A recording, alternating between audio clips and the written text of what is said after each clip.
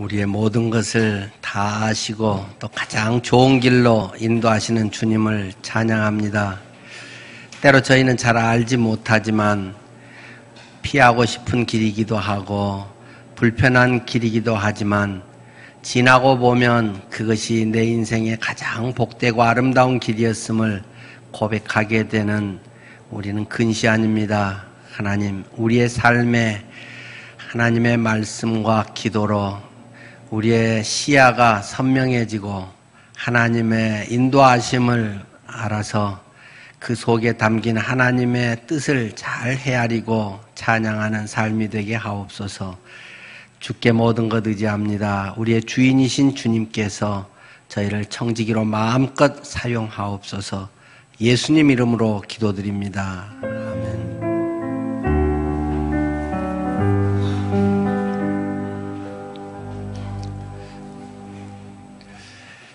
명화 밀레의 이삭줍기라는 그림이 있죠.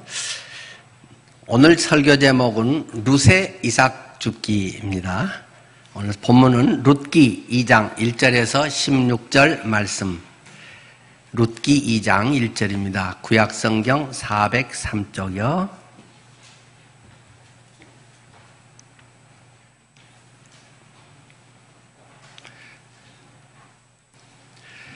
나오미의 남편 엘리멜렉의 친족으로 유력한 자가 있으니 그의 이름은 보아스더라. 모압 여인 룻이 나오미에게 이르되 원하건대 내가 밭으로 가서 내가 누구에게 은혜를 입으면 그를 따라서 이삭을 줍겠나이다 하니 나오미가 그에게 이르되 내 따라 갈지어다 하매 룻이 가서 베는 자를 따라 밭에서 이삭을 줍는데 우연히 엘리멜렉의 친족 보아스에게 속한 밭에 이르렀더라.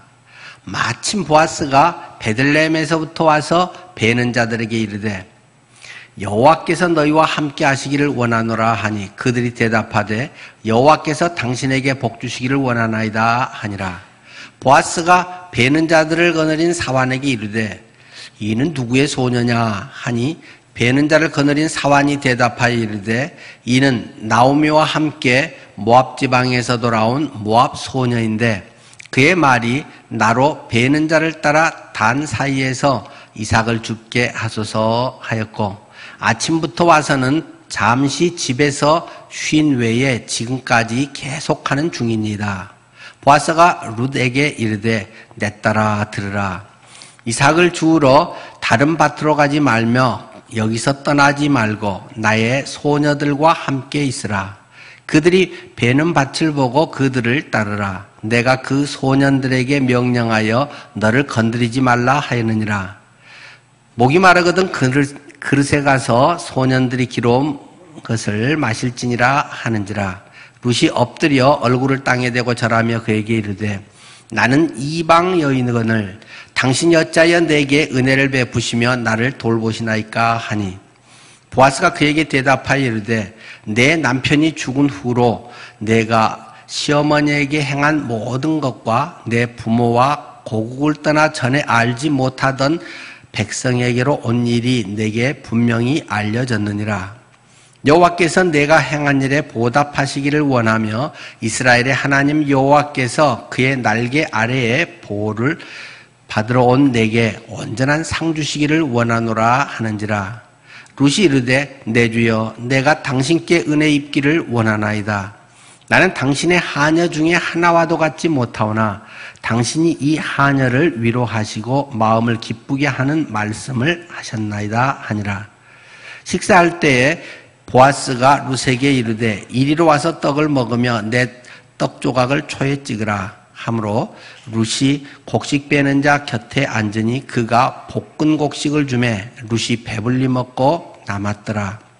룻이 이삭을 주우러 일어날 때 보아스가 자기 소년들에게 명령하여 이르되 그에게 곡식 단 사이에서 줍게 하고 책망하지 말며 또 그를 위하여 곡식 다발에서 조금씩 뽑아 버려서 그에게 줍게 하고 꾸짖지 말라 하니라. 아멘. 성경에서 가끔 룻과 롯이 헷갈릴 때가 있습니다. 같은 한자고 비슷해서 룻, 롯. 그런데 둘은 상당히 관계가 깊은 사람이죠. 롯과 룻은 상당히 혈통적으로 깊이 연결되어 있는 사람이잖아요. 우리가 잘 알듯이 아브라함의 조카 롯, 그들이 하나님의 약속의 땅에 와서 성공했단 말입니다. 그래서 그들이 잘 되니까 좀 어려울 때는 서로 협력이 잘 되는데, 친척 형제 간에도 서로 잘 살면 또 서로 조금 더 인간의 욕심도 발동이 되고, 본인은 안 그래도 밑에 사람들이 또 충성 경쟁하느라고 더 열심히 해서 다투고, 이런 일이 흔히 우리 재벌가에서 느끼게 되지 않습니까? 그래서 결국 같이 살 수가 없어서 그들은 갈라서기로 하지요. 그래서 롯은 딱 보이는 대로 빨리 돈 많이 벌 수 있는 대로, 주가 빨리 오른 대로 해서 얼른 찾아가는 것이 소돔과 고모라 지역이었습니다. 그래서 그곳에 가서 역시 또 재미나게, 인생은 행복하게 자기 하고 싶은 대로 자기 성공관을 따라서 살아간 롯. 그러나 그것이 그렇게 오래가지 못한다는 것입니다. 결국 그것은 계속 죄가 쌓인 것이고, 죄 속에 있기 때문에 하나님의 심판이 그들에게 이를 수밖에 없어서 결국 소돔과 고모라는 불로 다 태워져 버리고, 이 롯과 가족들은 황급히 도망을 하잖아요. 그러나 역시 아내는 그마저도 막바지에 왔어도 미련을 떨치지 못하고 계속 돈 하고 계속 정욕에, 그러한 것에 떨쳐버리지 못하고 옛날 것에 미련을 두고 돌아보다가 소금 기둥이 되었다 하는 걸 우리는 잘 알고 있습니다.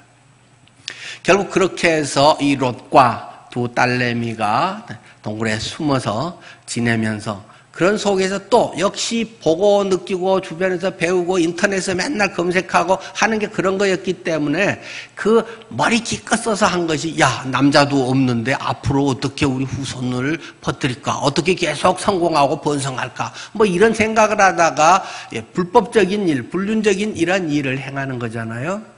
그래서 큰딸하고 롯하고 관계 속에서 태어난 아들이 모압, 둘째 딸과 아버지 롯 사이에서 태어난 자녀가 암몬.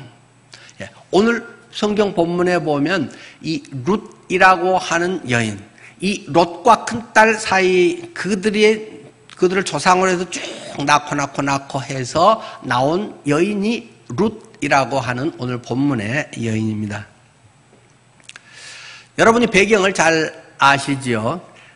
그들이 베들레헴 사람들인데 코로나19가 덮쳤다는 것입니다. 그래서 사업이 영 안 되고 소득이 없는 거죠.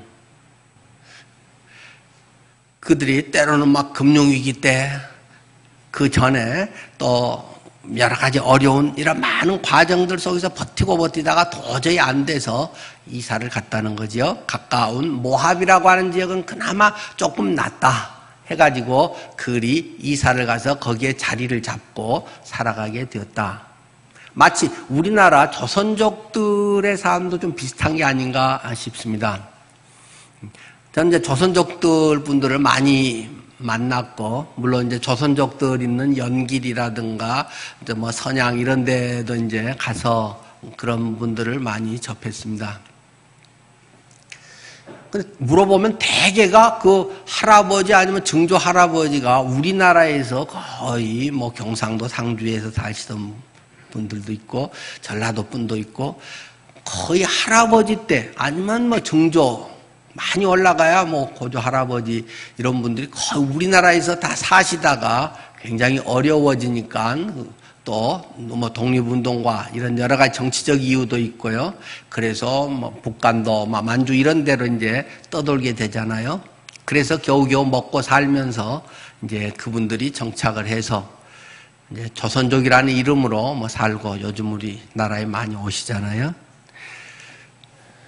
근데 우리말하고 같이 이렇게 언어는 다행히 통해도 그분들은 소속이 중국인이잖아요. 우리 한국인, 이런 이제 여러 가지 관계 속에서 아주 미묘한 부분들이 있죠. 이 엘리멜렉이라고 하는 사람과 그 아내 나오미, 그리고 그 아들들 말론과 기럨, 이 아들들이 살기 어려우니까 저기 만주로 이사를 갔다는 것이죠. 거기서 이렇게 지내다가 여기도 나중에는 결국 먹고 살기 어렵구나. 그러면서 그냥 계속 실패를 하는 거죠. 하는 일마다 안 되고 고생하고 시아버지가 덜컥 돌아가시더니 그 다음에 기둥같이 밀었던 큰아들 작은아들 다 거기서 결혼해서 뭔가 뿌리 내려서 할 줄 알았는데 이 세상이라고 하는 것에 그렇게 하나님의 자녀들이 뿌리 내리고 살만한 데가 아니라는 것입니다. 잠깐의 성공과 기쁨도 있었지만 그러나 그것이 영속적으로 되지 않는 것들은 자녀를 낳지 못하고 계속 그 당대 잠깐 뭐 몇 년 월급 잘 받고 뭐 이런 정도로 거의 끝나고 마는 것을 암시해주고 있습니다. 그래서 그들은 결국 하는 게 뭐겠습니까? 돌아가야지. 그래도 내 집이 좋다. 내 고향에 그래도 친척들도 있고 그래서 옛날에 땅 파면서 그 추수의 기쁨도 있었던 그곳으로 가야지 하고 이 과부가 된 새 여인이 돌아와야 되는 상황이 됐다는 것입니다. 그러나 이 나오미는 그래도 상당히 깨어있는 분이기 때문에 야, 우리 때문에 고생했는데 젊은 너희들까지 같이 가서 그렇게 고생할 필요가 있냐. 니들은 여가 고향이니까 여기서 재혼해갖고 그래도 새 삶을 꾸려가거라 하고 며느리들을 보냈다는 것이 아니겠어요? 아니 무슨 말이세요? 어머니, 우리가 어머니하고 한 세월이 얼만데요. 어머니한테 우리가 배운 게 얼만데요. 어머니는 우리 진짜 친정엄마 같아요. 그리고 며느리 둘이 막 울다가 그래도 여러 번 권유하니까 오르바라고 하는 그 며느리는 그래도 인정해. 인간적인 것에 늘 매여있던 이런 것이 강한 여인이다 보니까 거기에 친정도 있고 친정 오빠도 야 여기서 우리랑 같이 살자 뭐 이제 그런 식이었겠죠. 그러니까 어머니 제가 마음은 아닌데요. 어머니 그럼 건강하게 노후 잘 지내세요. 기도할게요. 뭐 그러고는 이제 오르바는 자기 친정으로 돌아갔고 그러면서도 루시라고 하는 여인은 어머니 무슨 말이세요? 나는 이제는 죽으나 사나 어머니와 함께 할 거예요. 내가 어머니 만나고 남편 만나갖고 내가 예수 믿었잖아요. 예수 믿고 이제는 나의 주인이 하나님이잖아요. 옛날에는 내가 다른 신을 섬기고 세상 것에 쫓아 살았는데 지금은 하나님이 함께 하시고 하나님 자녀인데 하나님 자녀가 어디로 가겠어요? 하나님의 그 은혜의 장소 약속의 땅 가나안 베들레헴으로 갈래요. 끝까지 아무리 오지 말라고 해도 진심이 그러기 때문에 따라왔다 하는 것이 1장에 있는 내용입니다. 그런데 하나님께 돌아왔다고 해서 문제가 해결되나요? 어려운데 주님께 회개하고 돌아오면 만사형통하고 와 기다렸다 하면서 막 누가 돈 주고 먹여 살리고 하나요? 안 그런 거죠. 그건 너무 순진한 착각이죠. 탕자의 비유에서는 아버지가 아직도 살아있고 아버지가 아직도 재산도 있고 아버지가 그대로 계시니까 거기서 뭐 비비고 아버지 거 누리면서 살 수 있는 거지. 다 남편도 떠나버리고 이제는 거기에 뭐 친정 아버지도 다 돌아가시고 그 없는데 누가 다 자기 살기도 바쁜데 챙기겠어요? 안 되는 거죠. 그래서 그들이 할 수 있는 건 뭐겠습니까? 박스 줍는 거였다 하는 것입니다. 그래서 돌아다니면서 뭔가 자본 안 들고 할 수 있는 게 그나마 박스 주어가지고 폐지 팔고 잘해서 이제 뭐 되면 편의점 알바 구해가지고 거기에서 좀 이제 먹고 살고 이게 그들이 겨우 할 수 있는 일이었다라는 것이 오늘 성경의 현대적 정서라는 것입니다. 조선족들이 돌아와서 옛날 우리 할아버지가 뭐 어쩌고 저쩌고 해봐야 와서 이제 식당에 와서 열심히 알바하고 또는 뭐 환자들 돌보는 이제 그런 거 하고 여러 가지 그 어려운 일들 3D 업종에 그런 거 바닥일 해가면서 거기서 돈 이제 해서 모아갖고 뭐 먹고 살고 그런 게 현실이라는 거 아니겠어요? 이 역시 루시라고 하는 여인도 박스 줍는 일을 계속했다. 근데 그 당시에 박스 줍는 일이 추수하고 나면 거기에 그 이삭 떨어진 거 이런 것 주워다가 이제 그걸 비벼가지고 뭐 밥해 먹고 그 조금 많으면 옆에 이제 조금 팔아가지고 그걸로 이제 뭐 다른 거 반찬거리도 사고 그런 것이 겨우 할 수 있는 이 옛날에 2000 몇백 년 전에 3500년 막 이런 때 전에 이때는 사사시대 그때잖아요. 그런 시기에 여자들이 할 수 있는 건 거의 없는 이때에 가장 일차적인 몸으로 때워서 할 수 있는 그 일거리밖에 없었던 것이 현실이라는 것입니다. 오늘 성경 본문에도 그 여인은 모압 소녀 6절에도 나와 있잖아요. 야, 쟤 누구냐 하고 보아스가 물어보니까 모압 지방에서 돌아온 모압 소녀예요. 그리고 2장 10절에는 룻이 스스로 이야기하죠. 나는 이방 여인이언을. 그는 하나님 백성도 아니고 이방 여인이라는 것입니다. 그래서 이제 이 박스 팔아서 할 수밖에 없는 그런 현실에서 하나님께서 그를 통해 어떻게 일하셨는가 하는 것을 룻기는 우리에게 보여주고 있습니다. 저는 지난 2주간에 요셉에 대한 설교를 했습니다. 요셉이 신실하게 또 그래서 하나님을 끝까지 의지하면서 꿈 해몽을 또 잘하고 아주 지혜롭게 그래서 7년 풍년과 7년 흉년에 대한 해몽을 하고 중직을 맡아가지고 그 일을 실력 있게 잘 해냈다.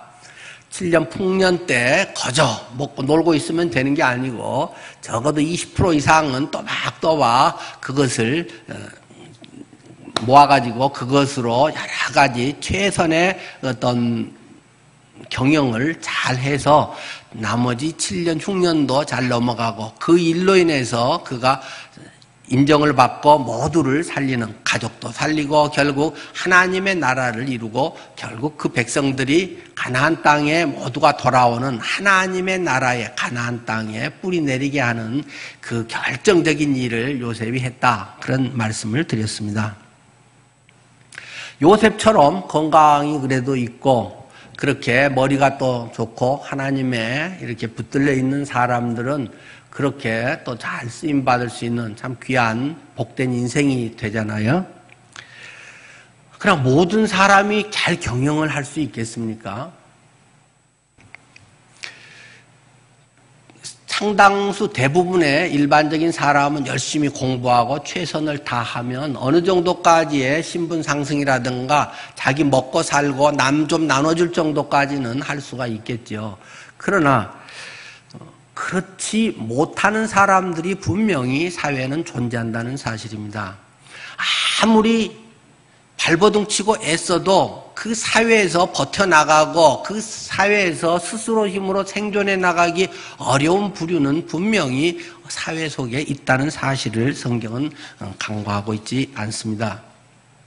설교라고 하는 것도 한 시간 안에 짧은 시간이기 때문에 성경의 이 측면 저 측면을 다 이야기는 할 수 없어서 지난 2주는 땀 흘려 열심히 일해서 먹고 살아라 하는 창세기적 관점에서 요셉처럼 죽어라고 고생하면서도 열심히 일하고 최선을 다해서 그런 일을 했던 측면을 저는 설교를 했고 오늘은 그렇지 못한 분들 그런 대상에 대한 것도 분명히 성경은 우리에게 말하고 있고 우리의 관심을 그곳에 또 두어야 한다는 점을 놓쳐서는 안 된다는 것을 말하려고 합니다. 사회 구조적으로 그렇게 살기 어려운 분들이 있지 않습니까? 계속 가난이 대물림되고 여러 가지 어려운 문제들이 겹쳐 있어서 사회가 아무리 그런 것을 잘 하려고 해도 늘 그 빠져나가는 예외 대상인 분들은 분명히 우리 사회 속에 있습니다. 또 신체적으로 자기가 아무리 열심히 일해서 뭔가를 이루려고 해도 할 수 없는 분들이 분명히 있죠. 장애가 있다.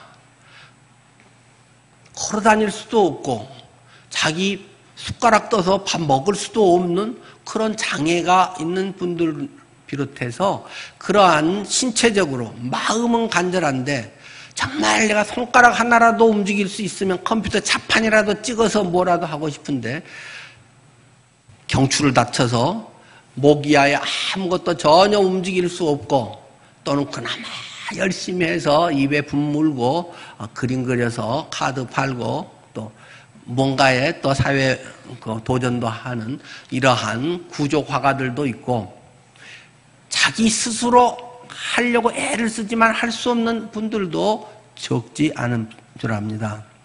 또 상황적으로 오늘까지는 행복하게 잘 누리면서 살았는데 갑자기 부모님이 교통사고로 두 분 돌아가셨다. 그래서 한순간에 소녀 가장이 돼서 동생들을 키워가면서 허들의 일을 해야 되는 그런 사람들도 분명하게 우리 사회에서 함께 살아가고 있습니다. 그런 점에서 보면 복지정책의 필요성이 매우 중요하고 그것을 또 아주 잘 만들어야 되는 그러한 필요가 요청되는 거죠.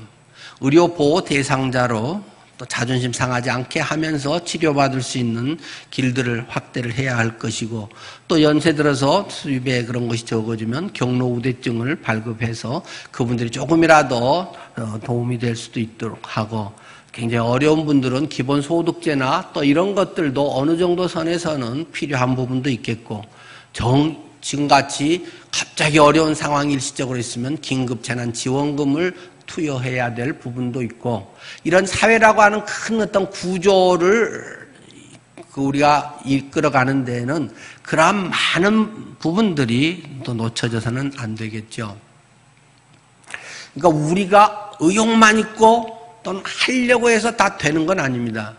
그것은 굉장히 복을 받은 사람들이고 그렇게 해서 할 수 있는 머리가 받쳐주고 주변의 여건이 받쳐주고 그나마 내가 지금까지 축적되어 있는 게 있으면 그럴 여지라도 있지만 그렇게 할 수 있는 상황이 안 되는 그러한 부분도 있는 부분을 우리가 늘 일반 기준으로만 해서는 또 곤란하겠죠. 우리 교회도 교회됨의 또 한 부분은 하나님의 형상으로 지어진 어려운 분들을 교회가 또 돌보고 함께 어우러서 하나님의 공동체를 이루어야 하는 것 아니겠습니까? 그러나 또 여러 가지에서 그렇게 충분히 하지 못하는 점들이 많은 것에 또 담임으로서는 참 죄송한 마음을 늘 갖게 됩니다. 그러나 다행히 고맙게도 우리 성도님들의 또 지정헌금 이런 걸 통해서 다른 성도님들에 대해서 저도 잘 모르는 또 상황인데 몇십만 원, 몇백만 원씩을 헌금을 해서 누구에게 전해주세요. 이름도 안 밝히고 혹시라도 또 손글씨로 쓰면 이제 저는 오래됐으니까 웬만하면 이건 누구 글씨인지 알죠. 그러니까 컴퓨터 자판을 해서 컴퓨터 출력을 해서 누구에게 전해주세요. 또 이런 분들이 여러 분 계십니다. 참 고맙죠. 우리 성도를 이렇게 돌아보는 분들이 있다. 다 뭐 남아서 주는 사람은 없을 텐데 관심을 가지고 돈 쓰고 시간 들여서 그렇게 하는 그 주님의 마음, 그 사랑이 참 아름답잖아요. 또 우리 교회의 그 예산 결산에서 항상 섬김비라고 하는 것이 있습니다. 섬김비 보면 1, 2, 3이 있습니다. 그냥 섬김비 하나가 아니라 유심히 보면 거기에 세 가지가 1, 2, 3이라고 되어 있죠.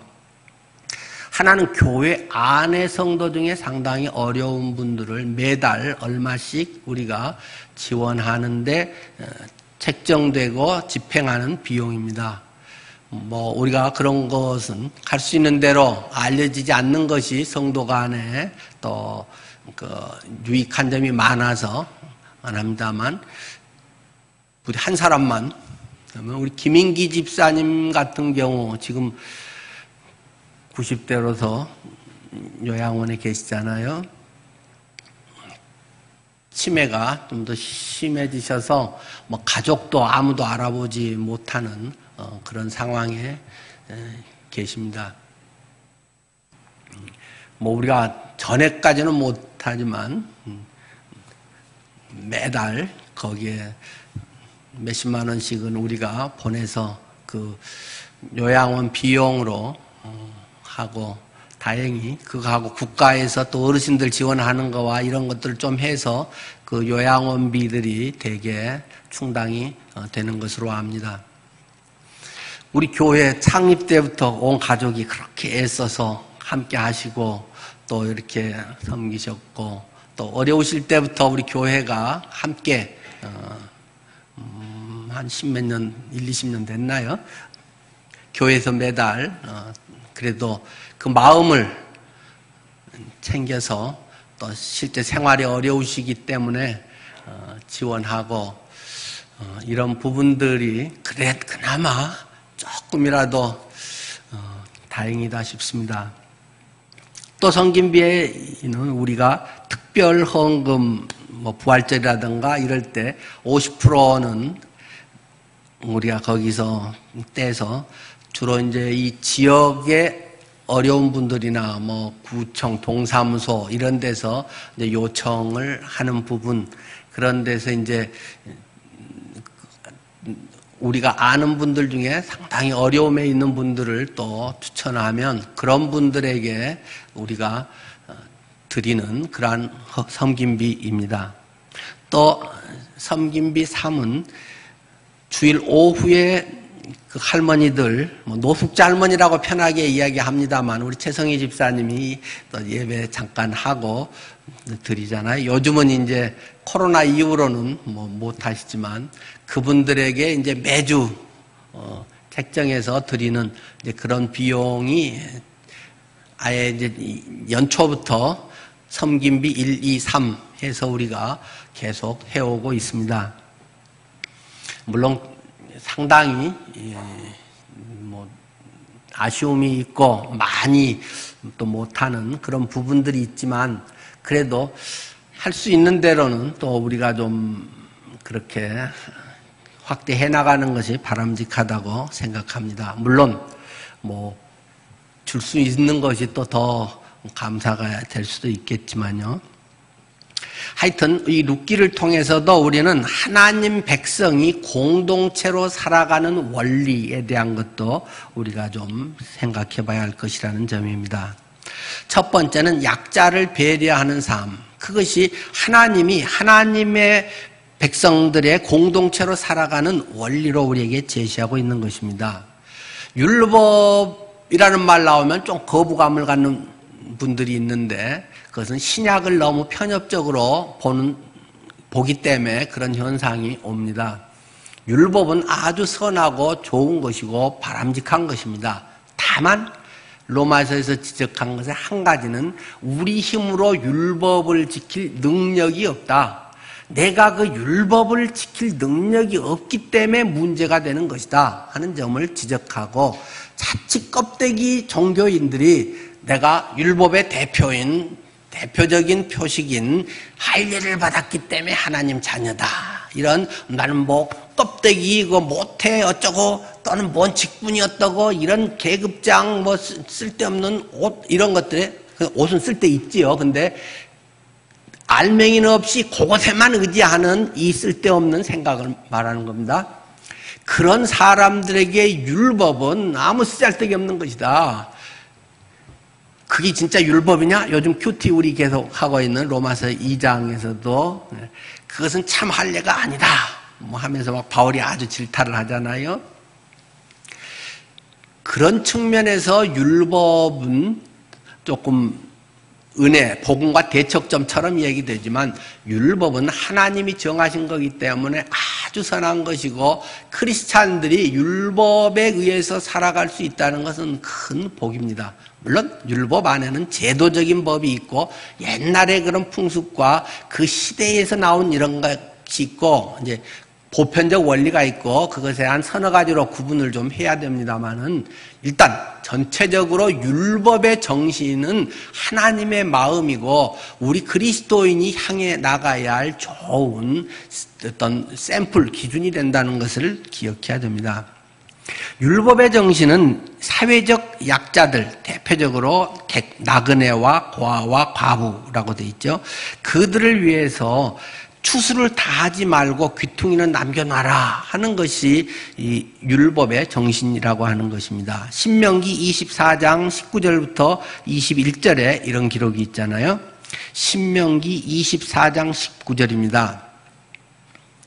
내가 밭에서 곡식을 벨 때 그 한 뭇을 밭에 잊어버렸거든 다시 가서 가져오지 말고 나그네와 고아와 과부를 위하여 남겨두라. 그리하면 내 하나님 여호와께서 내 손으로 하는 모든 일에 복을 내리시리라. 기껏 열심히 땀을 내서 농사를 지었는데 농사 지어서 이제 막 단을 이렇게 묶어 놓잖아요. 그 경기를 한참 몰고 가다가 보니까 아차 저쪽에 놓은 그 곡식단 그거 큰 거 한두 씩 빼먹고 왔네. 그만 돌아가서 그 싫지 말고 그냥 집에 가거라. 누군가 어려운 사람들에게 네가 깜빡 잊어먹고 빠뜨리고 온 곡식단이 그 사람들의 생계에 큰 도움이 될 수 있다. 네가 심는 거라고 해서 다 챙겨 먹지 말고 좀 설렁설렁하고 너무 숫자적으로 계산 딱딱 맞추려고 하지 말고 조금 어리숙하게 좀 모른 척하고 둔하게 아이고 내가 숫자에 약해요 그래가면서 싹싹 그런 사람들이 도움되게 이렇게 사는 것이 예수 믿는 사람의 정신이다. 지금 그런 말을 하고 싶은 것입니다.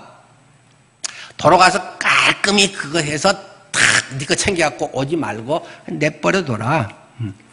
그래서 그런 것이 나그네와 고아와 과부들에게 큰 힘이 되는 것이다. 그리하면 하나님 여호와께서 네 손으로 하는 모든 일에 복을 내리시리라. 네가 그런 마음으로 인생을 살아가면 크리스찬의 그런 자세로 살면 그 사람들이 그때 그래가지고 했습니다 라고 해서 밥 사주고 그런 일은 거의 없다. 그러나 하나님이 내 범사에 복을 내리시리라. 하나님이 네가 하는 모든 일에 배우자가 건강하게 해주기도 하고 자녀가 ung뚱하게 취업이 되기도 하고 내가 생각지도 않았던 일들이 또 이렇게 연결돼서 하기도 하고 하나님이 범사에 내게 복을 내리시리라. 하나님이 챙겨준다. 그런 거 너무 딱 정확하게 이렇게 해서 요건 요거고 그런 것은 세상 사람들은 그렇게 살아야지 어떻겠어요? 하나님 믿는 사람은 알면서 모른 척 싹싹 이렇게 좀 빼주고 그렇게 해서 하고 제가 그런 일이 있었어요? 생각 안 나는데요? 그거 진짜 생각 안 나 좋은 거죠. 그렇게 사는 것이 예수 믿는 사람의 삶이다. 하면서 또 20절이죠. 네가 네 감람나무를 떤 후에 그 가지를 다시 살피지 말고 그 남은 것은 객과 고아와 과부를 위하여 남겨두라. 이스라엘의 아주 대표적인 나무가 감람나무. 그것을 다 추수를 했는데 그런 다음에 다시 봐서 다 땄나 하고 너무 막 현미경 같은 눈으로 하지 말고 좀 남겨놓고 그렇게 사는 것이 잘하는 것이다. 근데 우리나라 사람들의 정서가 그런 거잖아요. 우리는 성경적인 그런 걸 많이 정이 많고 타고난 것 같습니다. 감 있으면 끝까지 다 따야지. 우리는 막 하면 끝장을 봐야 되고 막 있으면 다 맞춰야 내일 다 했다 시원하다 이런 건데 우리나라 사람들은 약간 여분을 둬서 감 꼭대기에 있는 거는 좀 놔두고 그 감을 뭐라고 하나요? 까치감. 겨울에 까치도 먹고 살아야 될 거 아니야. 우리가 있는 거 다 챙겨가면 짐승들은 어떻게 살라고. 까치가 그거 좀 쪼아 먹고 감의 영양가도 공급받고 겨울을 나야 될 거 아니야. 해서 어른들은 높으니까 따기 힘들어서 그런 것도 있겠지만은 일부러라도 얼만큼씩 남겨두고 추수를 했단 말입니다. 그것이 성서적인 그런 마음 자세다. 21절 내가 내 포도원에 포도를 딴 후에 그것들을 다시 따지 말고 한 번 하면 또 보면 또 안 딴 거 있잖아요. 그거 또 가서 다 따지 말고 내버려둬라. 객과 고아와 과부를 위하여 남겨둬라. 저기 박스 줍는 할머니 오면 내가 조금 쓸 거 있고 조금 괜찮은 재활용품이라도 살짝 내놓고 모른 척 하면서 박스도 있으면 좀 모아놨다가 그 할머니 가져가게 하고 조금 먹을 만한 거든 뭐 괜찮은 거 있으면 살짝 깨끗하게 깔끔하게 해서 다 해서 드실 수 있도록 다 하고 나는 보지 말고 그렇게 해서 약자와 어려운 사람들의 생존해 가면서 같이 한 공동체를 이루어갈 수 있도록 하는 것이 율법의 정신이다 하는 것을 우리에게 말합니다. 두 번째는 이 약자를 배려하는 삶과 더불어서 세 속에 물들지 않는 경건한 삶을 사는 것이 그리스도인의 삶의 모습이라는 것입니다. 야고보서 1장 27절이죠. 하나님 아버지 앞에서 정결하고 더러움이 없는 경건은 곧 고아와 과부를 그 환난 중에 돌보고 또 자기를 지켜 세 속에 물들지 아니하는 그것이니라. 뭐가 경건이냐? 그리스도인이 경건, 나는 경건하게 살겠습니다. 하나님 앞에 경건하겠습니다. 이게 어떤 건데? 돈 쓰는 것이다. 하나님, 이것은 당연히 정서적 본질의 바탕이 있어야겠지만 돈 쓰고 시간 쓰는 것이 경건한 것이다. 누구를 위해서요? 어려운 사람을 위해서, 객과와 과부를 위해서 그 사람들이 어려울 때 돌봐주는 이것이 정결하고 더러움이 없는 경건의 실체다. 내면이 그러기 때문에 겉으로 그렇게 돈 쓰고 시간 쓰는 것이다. 또 자기를 지켜 세 속에 물들지 아니하는 그것이니라. 자기를 지켜서 세상의 흐름, 세상의 가치관, 세상의 성공관 허덕허덕 쫓아가면서 나도 그 속에 끼려고 나도 그렇게 해서 성공했다고 그렇게 살지 말아라. 자기를 지켜 세 속에 물들지 아니하는 그것이 경건한 크리스찬의 삶이다. 그렇게 그것에서 좋은 자리, 편한 자리, 내게 이익되고 내가 그래서 필요한 거 다 갖추고 그것이 나의 무슨 자부심이 되고 그런 것은 아무리 성경을 많이 읽고 기도를 많이 하고 주야주야 해봐야 그거는 경건한 거 아니다. 야고보는 우리가 잘 알고 있듯이 야고보는 행동, 내면에 정말 예수 그리스도의 생명이 있다면, 성품이 있다면, 주님을 사랑한다면, 주님의 마음 관심 있는 그곳에 어떻게 돈 안 쓰고 그것에 시간 안 들이고 그거 가만히 있으면서 잘 되게 해주세요 이런 쇼하고 있겠느냐. 그건 아니다. 지금 그런 이야기를 야고보는 우리에게 하고 있는 것이잖아요. 오늘 본문 말씀을 다시 살펴봅니다. 2장 3절에 보면 성경에 이런 단어가 있나 할 정도의 그런 단어가 등장합니다. 룻이 가서 베는 자를 따라 수확 추수하는 사람들 따라서 밭에서 이삭을 줍는데 우연히 엘리멜렉의 친족 보아스에게 속한 밭에 이르렀더라. 우연히, 성경에 우연이라고 하는 단어가 있습니다. 우연히 보아스의 밭에 가서, 보아스 회사에 가서 박스를 주었다, 그런 말입니다. 우연이라고 하는 것에 대해서 잘 이해하지 않으면 신앙이 헷가닥 왔다 갔다 하고 자기 합리화가 되기 쉽습니다. 한마디로 정리를 하면 우연이라고 하는 것은 인간의 측면에서는 우연입니다. 그러나 하나님 측면에서는 필연입니다. 성경에서 지금 말하고 있는 우연이 인간의 측면에서는 우연히 된 것 같은데 하나님 측면에서는 그것이 필연이라는 것입니다.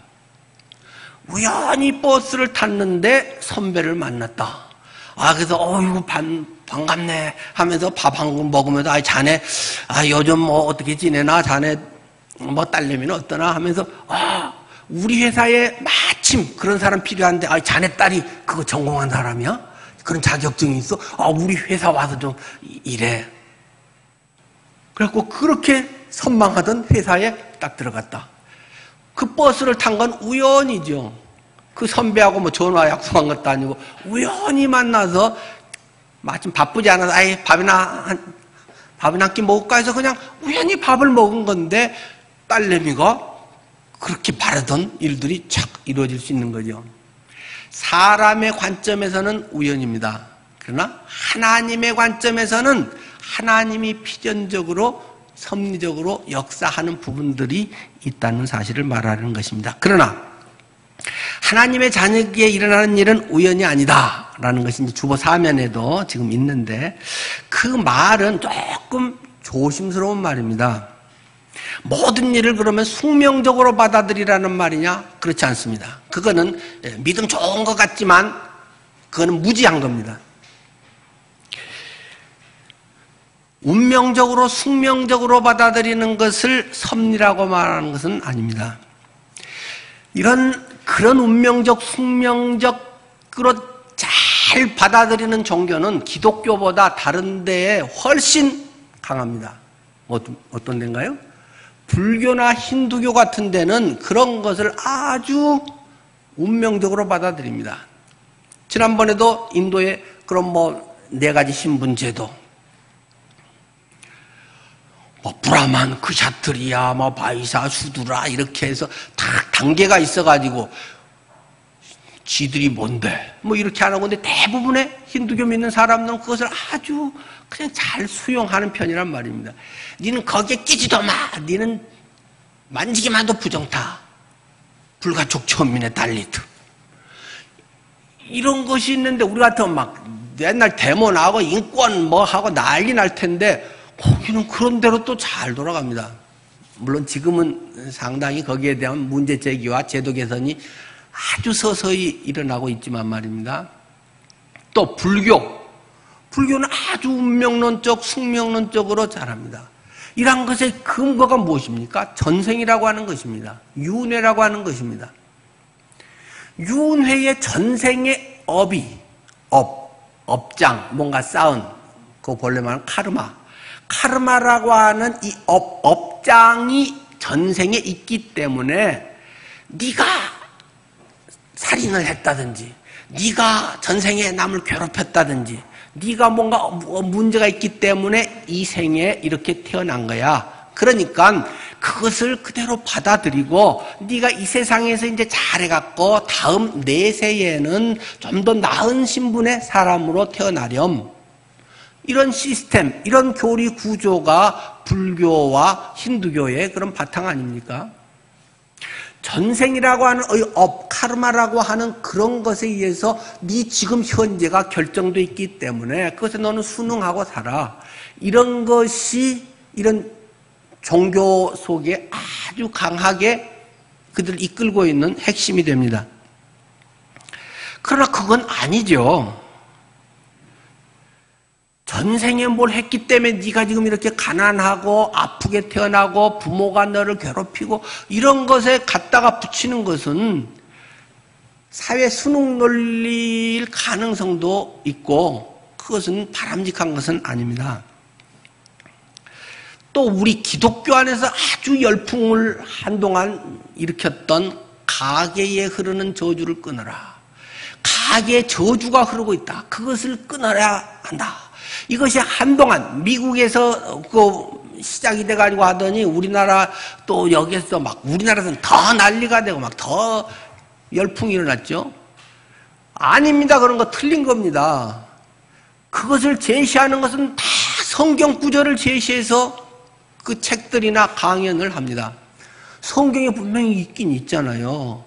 이럴 땐 내 3, 4대 하나님께서 저주하시리라.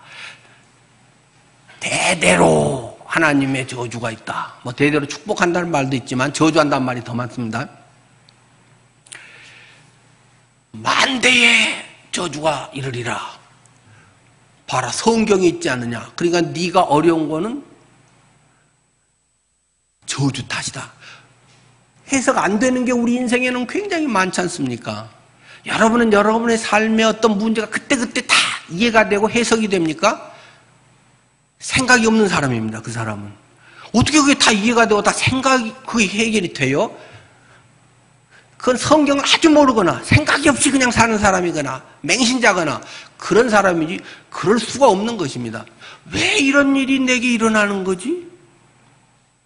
이해 안 되고 억울하고 속상하고 당연히 그런 것은 우리 인생에 있기 마련인 것이죠.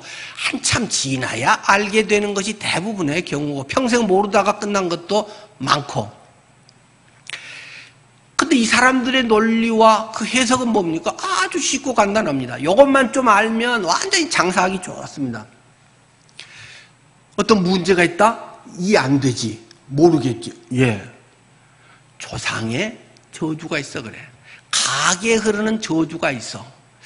네 부모들 중에 혹시 무당이 있니? 네 부모들 중에 혹시 우상숭배자가 있니? 부모들 중에 또 못된 짓을 해가지고 뭐 어렵게 객사를 하거나 또 뭐 참 불행하게 한 사람 있니? 찾아보면 그 없는 사람, 없는 집안이 어디 있겠어요? 네 부모가 그러냐 하면 혹시라도 모르지만 할아버지, 증조, 고조 뭐 10대, 20대로 올라가면 그런 거 없는 가게가 어디 있겠어요? 한 가게도 없습니다. 우상을 섬기고 하나님 잘 안 믿어서 그런 부모 그런 할아버지 안 둔 가게가 있나요? 대한민국에 기독교 들어와서 이렇게 한 건 200년밖에 안 되는데 저 300년, 400년 전에는 다 제사 지내고 우상 섬기고 다 그렇게 하고 뭐 자연신 숭배든 뭐든 다 그렇게 살았지. 그렇게 안 산 사람이 어디 있어요?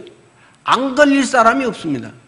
모든 건 가게의 저주가 그런 우상의 귀신의 뭐 이런 것을 하고 엮으면 모든 사람이 다 엮이게 돼 있는 것이죠.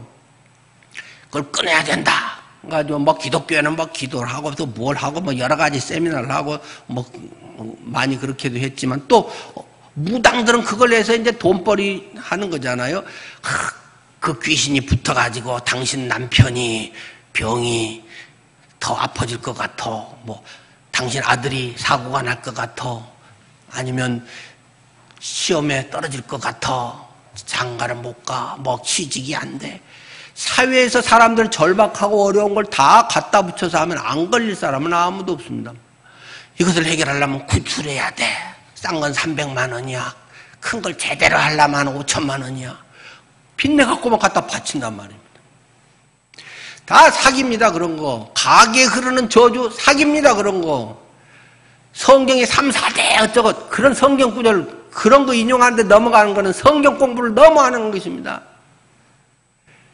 한 구절만 딱 외워봅시다.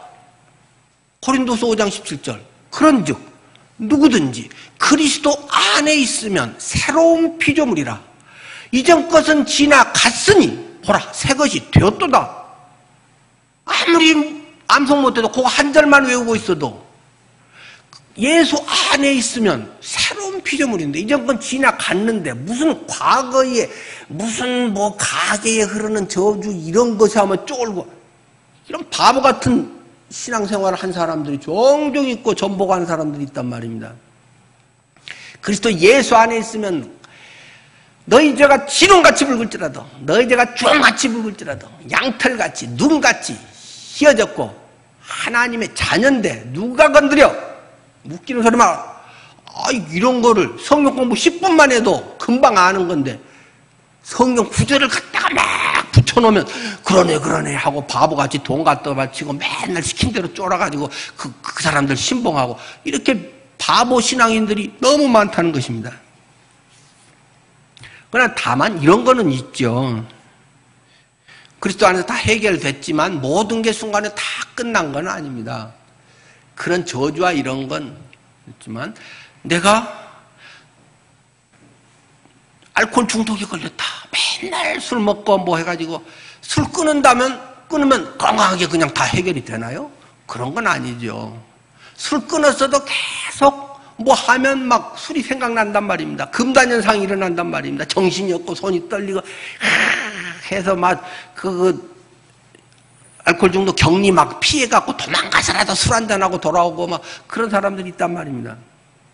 얼마간의 그 증상과 그것에 대한 현상 그런 것은 몸에 워낙 배어있기 때문에 그것이 찌들어 있는 것이 현상으로 그 정도에 따라서 남아있을 수가 있는 것이고 우리 집 음식 먹는 게 맨날 맵고 짜게 뭐 이렇게 한다 밤늦게 먹는다 그래서 위암 걸렸다 위암 수술했다고 해서 계속 그런 것만 땡기고 그렇게 먹으려고 하면 또 그 병이든 다른 병이 또 오는 것이고 저주나 이런 것이 아니라 그것이 배어서 그런 어떤 습성 또는 가족의 DNA 이런 것에 뭐 좀 이런 게 약한 가정이 있고 이런데 그것은 가게에 흐르는 저주나 이런 거하고는 완전히 별개의 문제인 것입니다.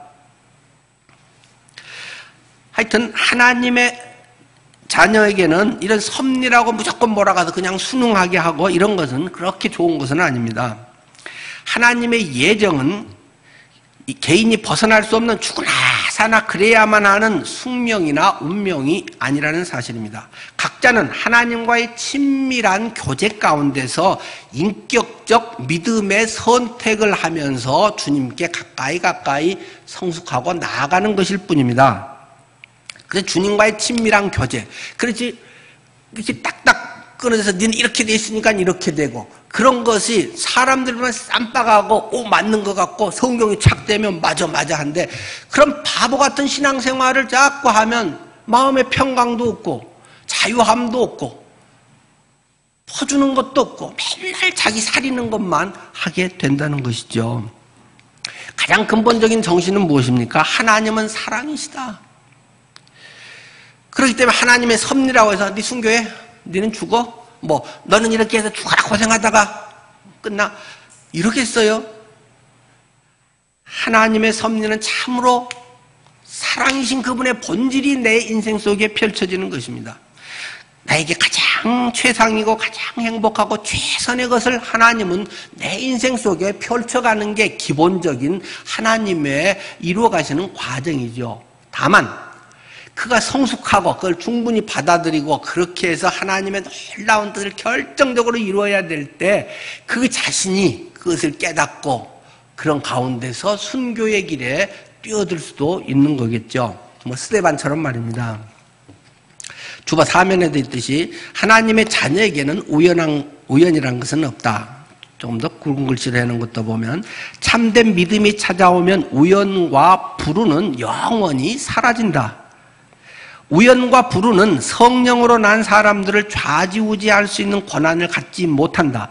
그들이 새 창조의 아들이며 지극히 높으신 하나님의 특별한 보살핌을 받는 대상이기 때문이다. 그래서 기독교 사기꾼들이 자꾸 그런 것을 가게 흐르는 저주든지 하나님 섭리로 뭐하고 내가 기도하는데 하나님이 당신이 이걸 위해서 집을 팔아가지고 어떻게 하는 전세금을 빼서 사골세로 가가지고 바치라든지 이런 사기꾼 목회자들이 주위에 종종 있습니다. 철저하게 자기의 신앙으로 철저하게 자기가 책임을 지고 자기가 응답을 받고 그러고 나서 해야지 누구 말 듣고 해가지고 누가 책임진다는 말입니까? 그렇게 해서 하면 나는 순수하게 했으니까 다 순수하게 한 분들이 사기당하는 것이고 그런 사람들이 망하는 것이기 때문에 하나님의 말씀에 늘 깨어서 지혜롭게 바로 서야만 하는 것이죠. 우리가 어려움을 겪을 때 죄의 결과이면 어떻게 해야 됩니까? 즉시 회개하고 돌이켜야 됩니다. 그걸 뭉석거리고 시간 끌고 해결되겠지 그러면 안 되는 거죠. 하나님이 죄라고 하는 걸 깨닫고 잘못했다 하면 즉시 그날 적어도 한 30분 안에 바로 주님 앞에 용서해 주십시오 하고 해야죠. 만약에 어떤 어려움이 죄의 문제가 아닌 거라면 하나님의 어떤 특별한 뜻이 있는지 의미를 깨닫도록 해달라고 기도해야 됩니다. 하나님 왜 이런 거지요? 내가 뻔뻔해서가 아니라 별로 사실은 죄나 잘못한 게 생각이 안 나요. 제가 무뎌졌다면 생각나게 해주세요. 그런데 그것이 계속 기도해도 별로 없다. 하나님의 어떤 특별한 의도가 있구나 하는 것을 인식하고 계속 주님께 기도할 필요가 있죠. 바울의 들어와 해서의 환상처럼 오른쪽 갈라디아 쪽으로 가서 막 복음 전하고 싶은데 자꾸 그거 막히고 일이 안 되고 돈도 안 되고 사람도 따라가고 왜 그렇죠? 환상에 왼쪽 유럽 쪽에 가서 복음을 전하는 게 하나님 뜻이다. 그래요? 즉시 순종하잖아요. 세 번째는 죄 문제도 아니고 기도해도 의미도 깨달아지지 않고 이게 제일 골치 아픈 거잖아요. 그럴 때는 그 걸음 그대로 하나님 앞에서 가는 것입니다. 황소걸음으로 환난은 인내를, 인내는 연단을, 연단은 소망을 이루는 줄 우리가 압니다. 하나님이 내 그릇을 키우고 있으시는 건가? 하나님이 최선의 때를 향해서 나를 지금 이끌어가면서 짠 하고 하나님의 이벤트가 지금 마련되어 있는 것인가? 조급할 것도 없고 나팔 불 것도 없고 그냥 그 걸음 그대로 하나님 앞에 진실하게 나아가면 그것은 그리 오래지 않아 알게 됩니다. 그럴 때 우리가 비천했지만 오히려 그것이 더 큰 역사를, 순교자들의 삶은 그런 거 아니었어요? 그것은 모르고 그냥 늘 순교 얘기 나오면 쪼니까 할 만한 사람을 순교시키지 겁먹는 사람을 그렇게 순교시키겠어요? 나는 해도 좋아 하는 주님 사랑해요. 나 빨리 만나고 싶어요. 아마 그 정도 안 되면 안 데려갈 거니까 너무 걱정하지 마시고 그냥 주님 안에서 최선으로 살면 되는 거죠. 자, 저는 오늘 제목이 루세 이루기의 이삭죽기라고 했는데, 단순하게 공동체를 이루기 위해서 호의나 배려 정도를 잘해라. 지금 그런 것은 모든 자기계발서에 다 있는 이야기고, 그거 뭐 설교 안 해도 누구나 그건 모르는 거겠어요? 그러나 더 말하고 싶은 건 무엇입니까? 이 루세의 그런 과정 속에 보아스와 관계성이 맺어졌다는 것입니다. 그래서 결국 맨 끝에 진짜 말하고 싶은 것 끝에 결론이 다윗 조상이 됐다는 그 말을 하고 싶은 거죠. 룻기가 다윗이 그래서 태어났다. 그 보아스의 아버지 어머니는 그 유명한 기생 랍, 아버지는 살몬이 기생 랍하고 결혼을 해가지고 아들을 낳는데 걔가 보아스고, 전혀 생판 모르는 룻이라고 하는 모압 여인이 이것을 계기로 어려운 코로나 경제위기, 생계위험, 그걸 통해서 보아스의 밭에 우연 같은 필연이 이루어져서 둘이 결혼을 해서 거기서 딱 아들을 낳는데 오벳이라고 하는 아들을 낳았다. 이 오벳이 또 이세라고 하는 아들을 낳았다. 이 세댁에서 정말 다윗이 태어났다. 지금 그 말을 하고 싶은 것이죠. 그래서 훌쩍 건너뛰어서 신약으로 오면 아브라함과 다윗의 자손 예수 그리스도의 계보라 하면서 보아스는 룻에게서 오벳을 낳고 하는 이 여자 이름을 족보에 넣어서 그 당시 2000년 전에는 생각도 못한 이 여자 이름이 등장하면서 예수 그리스도의 조상이라고 하는 하나님의 구속사의 그 연결고리를 결코 룻이 없었으면 오벳도 못 태어나고 다윗도 못 태어났을 텐데 연결고리의 필연적인 섭리의 여인이 룻이 되었다. 지금 성경은 그걸 말해주고 싶은 거 아니겠습니까? 하나님과의 관계성, 이것이 바로 언들되고 하나님을 붙잡고 오르바처럼 재혼해서 잘 살아야지, 자기 현실껏 찾아갔으면 잘 살았겠죠. 착하니까. 근데 룻 같은 예수 그리스도의 조상, 이러한 전혀 차원을 비교할 수 없는 이러한 영광스러운 자리에 룻처럼 올라갈 수 있겠습니까? 약자를 배려하는 것이 주님의 정신이고 세속에 물들지 않는 가치관으로 살아가는 주님의 자녀, 이런 모든 것이 물질적, 영적으로 아까 너희 중에 분깃이나 기업이 없는 레위인과 내 성중에 거류하는 객과 및 고아와 과부들이 와서 먹고 배부르게 하라. 그리하면 내 하나님 여호와께서 내 손으로 하는 범사에 물질적 영적으로도 내게 복을 주시리라. 신명기 14장 29절 말씀, 여러분의 삶에 그대로 경험되기를 축원합니다. 기도하겠습니다.